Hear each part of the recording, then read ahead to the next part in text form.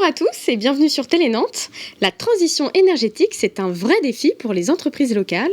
Entre les règles qui évoluent, l'impact sur l'environnement et les enjeux économiques, elles doivent changer leur façon de faire pour être plus durables.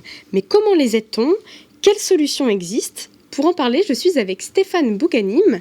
Bonjour Stéphane. Bonjour Mégane. Vous êtes directeur entreprise et innovation au Crédit Agricole Atlantique Vendée.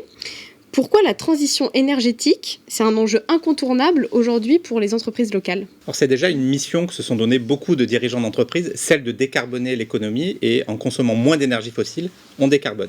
C'est surtout un enjeu de compétitivité. Si vous consommez moins d'énergie, vous payez moins cher. Si vous produisez de l'énergie renouvelable, vous diversifiez vos revenus. Si vous êtes plus compétitif, alors vous accédez à de nouveaux marchés et puis vous pouvez aussi plus facilement recruter par la responsabilité environnementale concrète que vous portez. Puis c'est aussi un enjeu réglementaire, notamment avec la CSRD. Et justement, à ce sujet, qu'est-ce qui existe aujourd'hui pour les entreprises qui veulent débuter leur transition ? On a globalement 4 grands métiers pour pouvoir accompagner la transition énergétique des entreprises. Le premier métier, c'est de financer. On finance tout type de projet, on finance tout type d'acteurs, toute taille d'entreprise.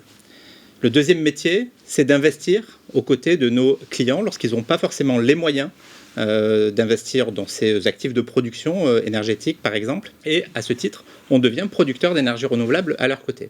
Le troisième métier, c'est d'assurer les projets ou d'assurer les entreprises en cas de sinistre sur l'énergie renouvelable. Et le quatrième métier, c'est de conseiller nos entreprises dans leur stratégie de décarbonation ou pour la mise en place de conformité réglementaire, par exemple. Il y a certains secteurs qui sont plus en avance que d'autres.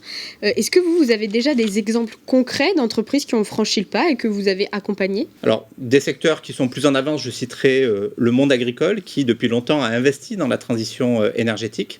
Et je voudrais vous citer 2 exemples concrets d'entreprises auxquelles je pense. La première, c'est Life, qui est un producteur d'hydrogène vert que nous avons accompagné dans ses projets de développement à travers le monde.